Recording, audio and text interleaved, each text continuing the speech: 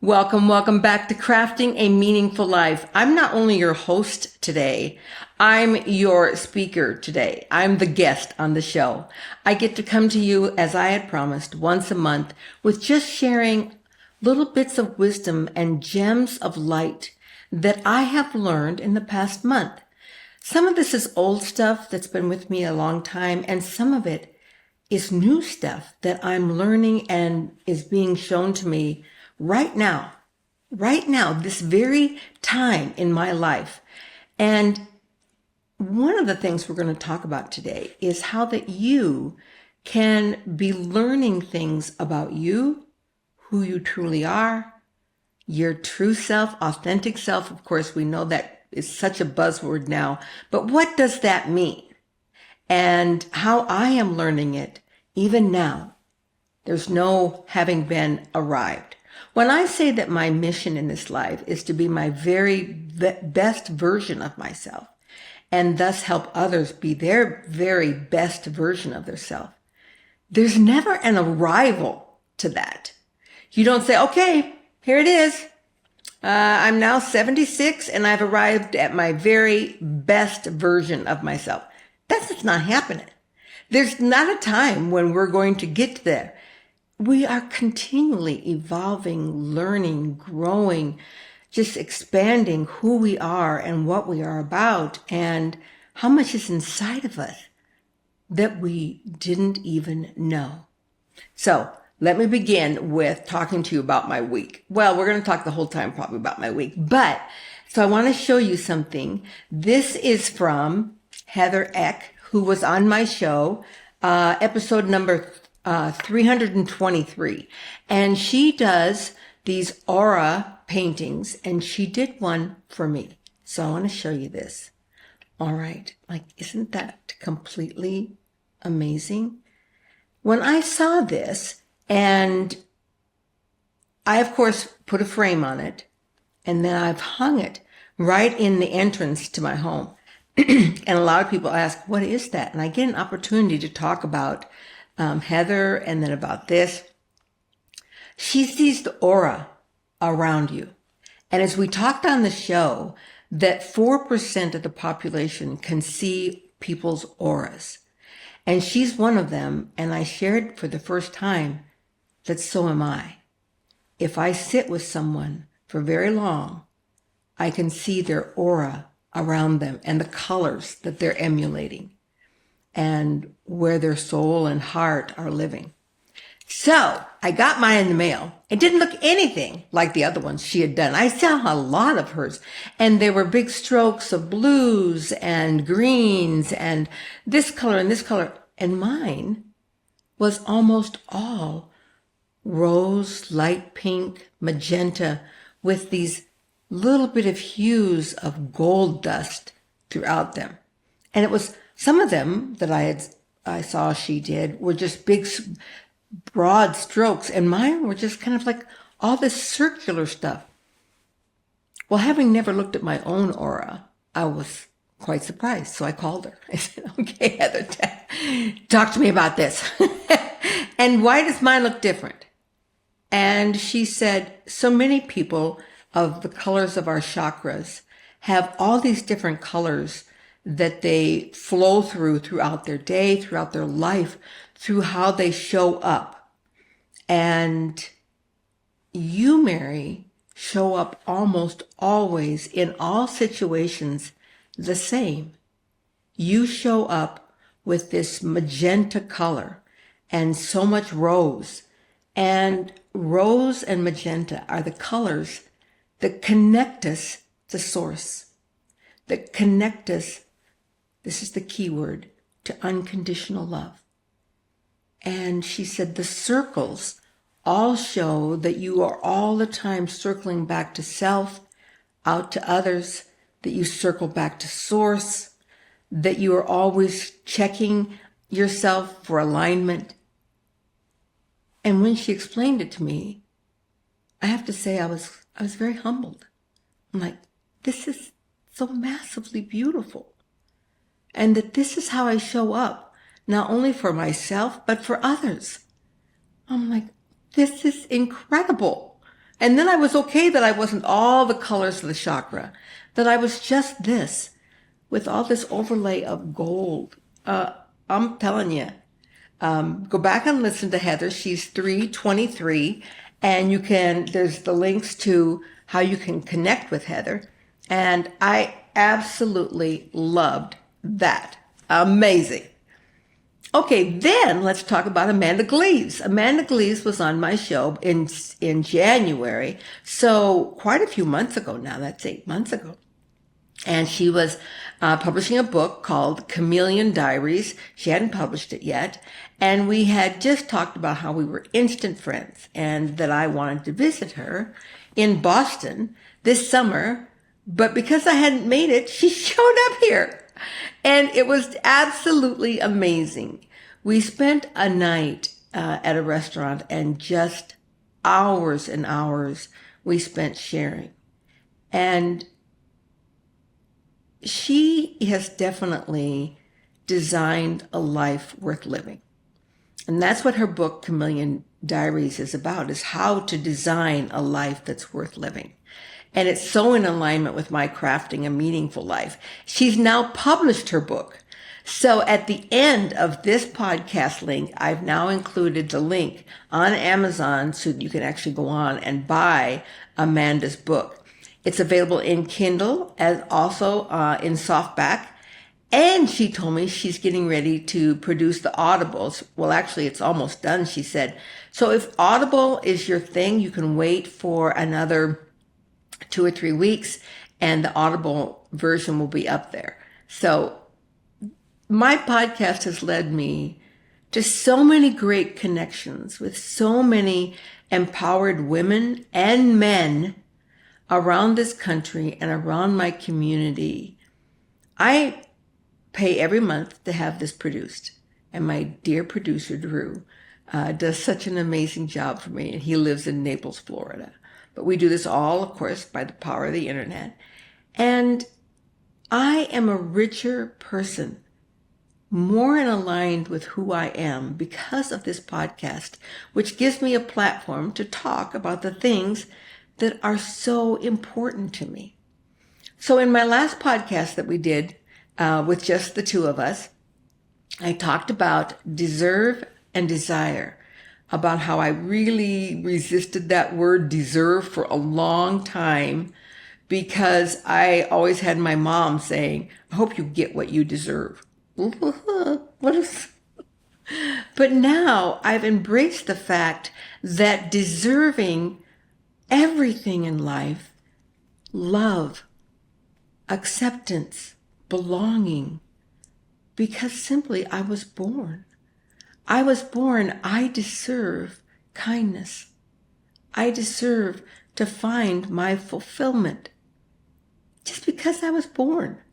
Just because you were born. And then we talked about desire, about how to discover what your greatest desire is in life. And when you have your greatest desire in life, then it is very easy to check yourself to see if your actions and your intentions are in alignment with your greatest desire. Some of you remember my greatest desire for the last year and a half, 2.5 years, has been to bring about one-ment in our entire global system. We are so separate now. We are so unaligned. We are all about, well, you are you and I am me, and the two of us are never going to meet.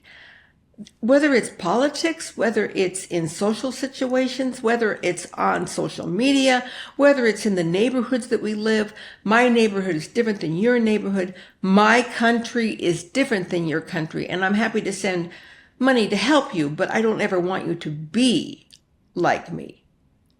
How can we achieve oneness without that? And so it's easy now that I understand my greatest desire to talk about alignment. What is alignment? It is a buzzword. We see it a lot. I was aligned with, this, I was aligned with that, or are you aligned? How do you know when you're in alignment? Well, first, let's talk about what is alignment. Alignment for me, when I think of the word, I see this rod moving from my heart to my mind. And that those two things are aligned. What my heart is feeling is aligned with what my mind is thinking. And they're not separate. Now, the gut is another place of alignment, but I'm always very careful when I try to align with the gut, because the gut is where fear lives. Now, fear sometimes can be protective for us, but fear most times takes us out of alignment. So if I'm here with my heart and my head being in line, and all of a sudden my gut, which is full of fear, says, wait a minute, get over here. Okay. I have to really be careful. If I feel that pull away from this, rather than jumping over here to fear and gut, I try and move that to alignment with my heart and my head. So what my heart knows is that I am love. I want to be about love. I want to share love. I want to feel love in my heart, in all of my being. And what my head knows are the things to do to bring both of my actions and my thought processes into alignment with my heart of love. And that's what alignment means. So, alignment with your desires, not someone else's, but yours. So, you may not know what your desires are. We talked about that in my last episode with you, that it's totally worth your time to understand your greatest desire. And then you can bring that into alignment. Because if you don't do that, what's going to happen is that you find yourself aligned with someone else's greatest desire. Where I see this happening now and all the time is on social media. We see the scroll. We see what other people are aligned to. We see that how fashion is important to them, or FOMO of they want you to see all the things that they're doing so that you can know you are missing out and you're not enough. I show tons of things on my social media that I am doing, but it's always with an outstretched arm to have people join, to come and experience what this camaraderie is about, what this service is about, what this joy is about. And it's always with an invitation to join in. So if you're looking at social media to expand your areas of things that are part of who you are, great. If you're looking to social media to discover what your greatest desire is because that's what somebody else's is, I hate that. Please spend time with yourself to discover what your greatest desire, and sometimes that's no more than just asking yourself over and over, Mary, what is your greatest desire? And then as you see it in your mind's eye and it aligns with your heart, then you can bring all your actions into alignment. So I have done my very best and still doing my very best at eliminating the word should from my life. I really dislike that word. And we all grew up with it. We all have experienced it from our community, from our friends, from our family, from social media, of what we should be doing. And we should all over ourselves, okay? All the time. Oh, I should be doing that. I should be doing this. You should be doing this. You should be doing that. We should be doing that. And then my favorite, they should be doing that, okay?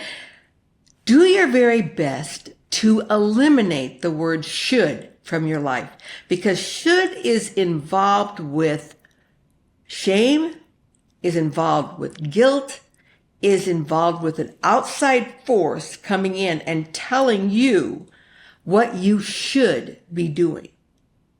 Instead, ask, is this in alignment with who I am? Is my greatest desire for alignment with what I'm doing today? My oneness. Now, I first have an intention to love myself, because that's in alignment with oneness. And I have an intention to love others, and that brings it full circle to oneness. So when you talk about love of self being part of oneness, I begin and I end each day bringing myself into alignment with my greatest desire. Health and wellness is part of love of self. And so wanting my body to be all about alignment with who I am, and I can serve better, I can live a better life, I'm available to myself, to you, to my community, to my family, if I have aligned health and wellness. So I'm going to give you an example of this. I have alignment with health and wellness, but sometimes I step out of alignment, and it happened this morning. Okay, so here's what happened. Yesterday was Sunday dinner, and I absolutely made a dinner for my family of summer. I did barbecue chicken on the grill. I did fresh corn on the cob from the market stand. I made this delicious salad of tomatoes, sliced tomatoes and fresh peaches and some prosciutto and Asiago, arugula, spinach, and fresh basil from my garden, a little light Dijon vinaigrette, cracked sea salt, cracked pepper. And it was just full of summer flavor. For dessert, of course, strawberry shortcake and the fresh strawberries from the garden stand. And I whipped my own whipped cream, and it was a wonderful dinner. But I had some of my biscuits left from strawberry shortcake. I put them in a bag. There they were on my counter. Now, I do intermediate fasting, which means I want at least 12 hours a day of not ingesting food and allowing my body to rest and heal. And I like to do my meditation while I'm still in my morning meditation, while I'm still in my fasting mode, because it keeps me clean and focused on what I'm doing that morning. So this morning I got up, I set out all my mineral supplements and all my things, my vitamins, and got everything ready for the day. Grabbed my phone to put on my music to go out to my garden to start my meditation. I looked over, and there were those biscuits. I thought, wouldn't that be lovely this morning? I promptly went over, opened up the bag, took out a biscuit, put it in the microwave, heated it for just about 10 seconds, put a little butter on it, drizzled it with honey. I was going to so enjoy this. And I went outside, I sat down, I ate my biscuit, and then I realized that was out of alignment. That was a lot of alignment with intentions and goals that I had set. Now, I could have started with all the shoulds. You shouldn't have eaten that. You should have eaten something else. You shouldn't have eaten at all because you're still in your fasting period. I never eat after 7:30 at night, so that in case I eat something at 7:30 in the morning, I have got my 12 hours in. And if it's longer than 12 hours, even better. If I stop eating at 6:30 and I don't eat until 8:30, even better. Or if I don't eat till lunch, even better yet. But this fasting time is so important to allow my body to rest and heal. But that's not what happened this morning. I was out of alignment with what my intention is for my body. So I could have really shamed myself, ruined the rest of my day by thinking, you have no willpower, shame on you, you just a little heathen hussy for having had that biscuit for breakfast. Should have been fresh fruit, I didn't. I was able to say, having that at this time of the day, not that I couldn't have it later, but having that at this time of the day was not in alignment with my intentions and goals for myself. Okay. I am going to do things differently tomorrow, and I'm going to remember my alignment, and I'm going to stay in purpose, and the rest of my day is going to be still beautiful. And now I get to be on my podcast with you. Afterwards, I'm going to have fresh fruit and yogurt, start my day off at noon with what I want for my day. But do you see, there wasn't any shaming. I was able to use my alignment to bring me back to what was important in my life. And that's a way to get rid of the word should and bring you back simply to alignment without using regret or the big stick that we like to carry around. It's something different. And by doing this intermittent fasting, I cleanse myself. Also at night, I cleanse myself for rest. When I see people who have a gut on them, I know immediately what their issue is. They're eating late at night. And I have people say to me, well, yeah, I don't want to go to bed hungry. You want to go to bed hungry. You want to stop eating. When I was in real heavy weight loss and muscle toning, I didn't eat after 5. But now I've pushed it, and I try not to eat after 7.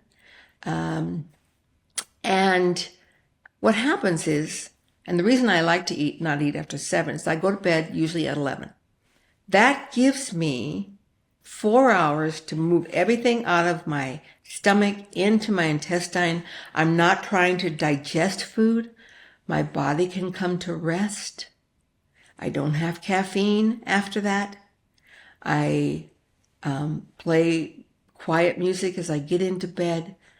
I settle in, I cuddle with John, and I allow rest to come to my body. So when I wake at 7 in the morning, my body is rested. My body is ready to start the day full of energy, full of life, because I allowed my body to rest and not be digesting food all night. It's the best way to get rid of a gut, because that is the number one thing with gut, is that you are putting that on and it's just going to sit right there. You don't need those calories at night. Your body's at rest. So it takes those calories and instantly turns them into fat. So I know what's alignment for me. When I start my morning in alignment, I start with meditation. I used to always turn on the news. They said, what a horrible way to start the day. I used to always start with social media. What a horrible way to start the day. Now, if I have a text message, I do look at that because that's someone who knows me and needs me more immediately than an email or any other way that they might contact me. Or if I have a voicemail that someone's sent in the early morning, I look at those things because they are what I call a more immediate need. But anything else I put on hold till I have awakened my spirit and brought alignment to my life. So I kind of want to talk to you about how I do my meditation in the morning and how I bring myself into alignment. I have what I call a sacred garden. And you might say, well, I don't have a sacred garden. You can create one. And if it's not outdoors, maybe it's in your bedroom. Maybe it's in your closet. Maybe it's in your home where the east sun comes shining through. Maybe it's in your basement where no one goes. For me, and if it's outside, but it's a big area, just take a chair and put it there. And know that you have a 6-foot perimeter around you that is yours, your safe place to meditate. In my sacred garden, I walk through the grass every morning, barefoot, all the way through November, and I connect with the earth, the sources that are around me. I draw it into me, and I send it out. And I start playing my meditation music. The birds love my music. They come and just sit on the fence around here, just to listen and to be in this space of such beautiful, divine white light energy. How could I not be in alignment with who I am in this sacred space that I have created? So I want to tell you about my body and aging. For example, my knees. My knees have started bothering me. And so I went and had an MRI done. I went into the orthopedic guy and said, so, what do you think? What can I be doing to bring my knees into alignment with health? Now, if you can imagine what he said to me, or what he thought when I said that, he looked at me and goes, well, look, your cartilage is really thinning right here, and this is, thinning out here. So probably what I would say is, just wait for 5 years, and when that's completely gone, come back in and we'll replace your knees. What? That's your idea of helping me get into alignment with my health? I felt like he had a medicine ball in his hand. He just threw it at me. Well, I caught it, and I felt it in my hands. My health, my wellness is my responsibility. I'm accountable for it. I walked out, literally holding my hands like this, and I walked to my car, and I sat down, and I thought, this ball's been given to me, and I'm going to use it. Thank you. I'm going to do things that bring health and healing to my knees. Now here I am 5 years since that appointment, and my knees have not deteriorated anymore. Every day I'm bringing white light to them. And I don't have any intention of having my knees replaced at any point in my life. I'm also open to that if that happens, but that's not my intention, and that's not in alignment for me. So also, my lymphatic system has kind of stopped working. And my lymph nodes around my body are swollen. I'm actually going in for an ultrasound. They want to do a diagnostic on those. Okay, I want to do that too. Because I believe that Western and Eastern medicine and divine medicine can all work together. But now, I'm working on it and aligning whatever's happening in my body with the divine things. Because I want to tell you something, and this is the most important thing in the podcast. The spiritual creation happens first, and it's the most powerful. Whatever you can create spiritually, you can create physically. So in my sacred garden, what I've started to do is to hold out my left hand, which is the hand of receiving. I hold my other hand high to the heavens, and I receive divine white light. I can close my eyes and envision it and bring it down and hold it and feel this divine white light. So I've been using this white light on my lymph system and on my hands. So let's talk about my hands. I have what's called psoriatic arthritis, but my hands are out of alignment with who I am. So if you look at this palm still has pretty good extension. This palm, I can't flatten out this bone right here anymore. That was the first place the arthritis hit. And then the knuckles on the end, that's why they called it psoriatic arthritis, because rheumatoid arthritis affects these back here. Psoriatic affects these up here. It's an autoimmune disease, which means my body is attacking itself. I've had this for 15 years. So the thought process is, if I'm being more in alignment and I'm awakening myself more to who I am, My body no longer needs to attack itself. Because what? I no longer hate myself. I love myself. It's the only way I can love you and to love John and my family and my community and the people in Africa is to first love me. I do not need to attack myself anymore. I can love myself. But my body didn't know that I was in this new position in my brain and in my heart. So I've been telling my body, hi, it's me. And we get to love ourselves. So I've been touching and holding my hands. And it's very high risk for me to show you my hands, first off, and then to tell you that I'm healing them. I don't know how long it's going to take. My ring finger used to be a size 8. I've always had big hands and big feet. Big boned.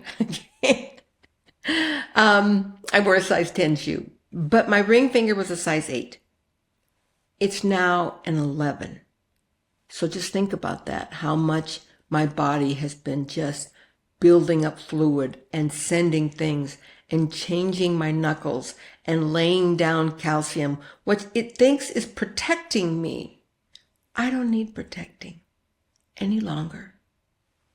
Just like my weight was put on to protect me and my heart.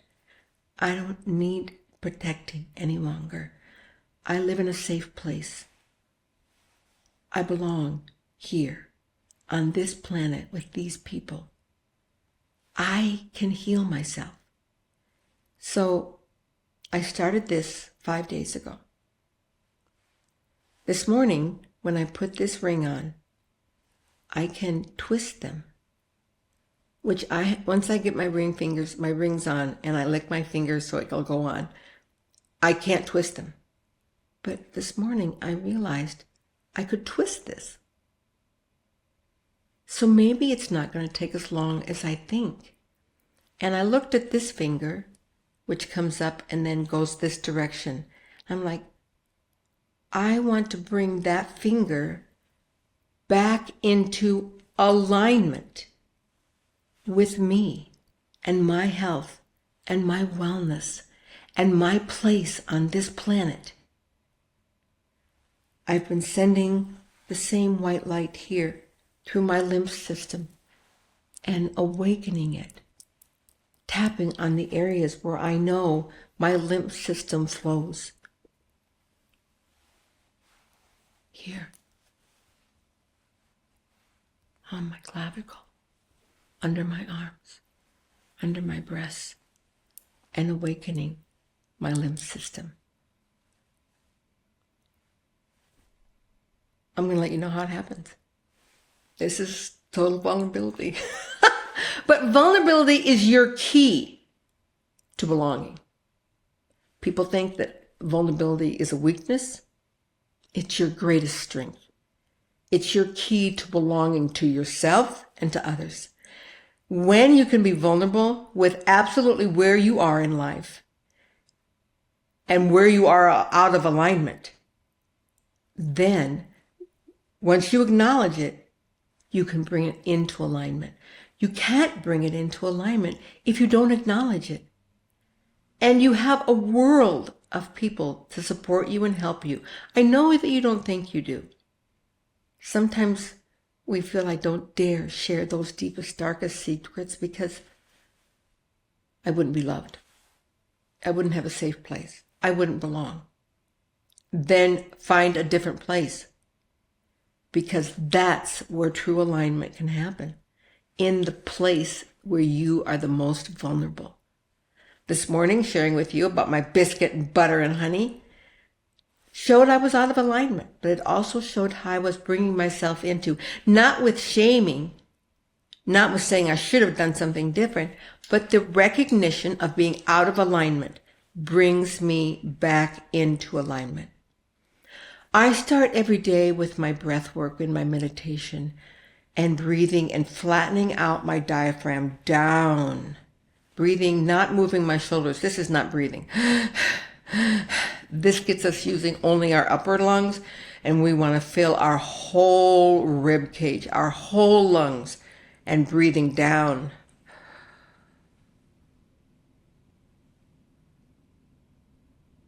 Now you wonder why I'm still doing this so long. I practice breathing in for 15 seconds. And I started with 10, now I'm 15. I have a goal of being at 30 seconds of breathing in, and then a long, slow exhale of 30 seconds. The longer you can do this, the more you are filling every cell in your body with oxygen. And if you know anything about oxygen and your body, you know that's what you need to wake up, to wake you up, to be alive and in alignment. You can't do it without oxygen. That's why there's things like hyperbaric chambers. That's why people do the cold plunge or the cryotherapy. I've been doing cryotherapy, and let me tell you, when you go in for 3 minutes into a minus 200 degrees, your body wakes up big time. And to come back out and be like wide awake. Yes, we're filling our bodies with oxygen. And I'm going to this week start and do hyperbaric chambers, because I want to put oxygen in every cell. I want every cell to wake up and say, this is not the old Mary Crafts. This is a new Mary Crafts who is living in alignment with her greatest desire. And I deserve it. The other day when I spent 2 hours in meditation, I don't usually spend that long. Sometimes I spend 5 minutes, sometimes 3 minutes, sometimes 30 minutes, but I spent 2 hours. I closed my eyes at the hour mark, and when I opened my eyes, my sacred garden was transformed. Circling ahead at least 24 finches. In the bath, these little tiny look like little yellow canaries, but they're not in Utah. We're taking baths in my fountain out back. A little squirrel was sitting there, just sitting, looking at me. Didn't move, just looking at me. 2 doves were on the fence. Hummingbirds were circulating and feeding at my hummingbird feeders. There was a bird that I had never seen before in my garden that had arrived. And then I'd only seen a bluebird in my garden once before, and it was over a year ago. The bluebird came to the fence, almost to acknowledge my alignment. Look around. Nature is waiting to support you in your alignment. Your network, your connections are waiting to support you in your alignment. Share with people what you're aligning in your life, your heart and your mind. Your gut, you can align too, but make sure you're moving it here and that you're not shifting over to where your gut and fear live. You know the movie Inside Out? So popular. It's like one of my favorite movies of all time. And number 2 just came out, and it's amazing. Freaking amazing. And so you have anxiety. Anxiety, where does she live? She lives in fear, in her gut. So much fear. And she's out of alignment. She's trying to convince everyone else that this is a new area in your life. You're now 12. You're going on 13. You're changing. You have to be aware of a whole bunch of different things. You have to be aware of what people think about you. You have to be aware of what everyone else is wearing. You have to be aware of how they talk. What group should I belong to? What group should I not belong to? Who should I be following? Who should I not be following? What should I be wearing? Oh my gosh, anxiety. You drive me nuts.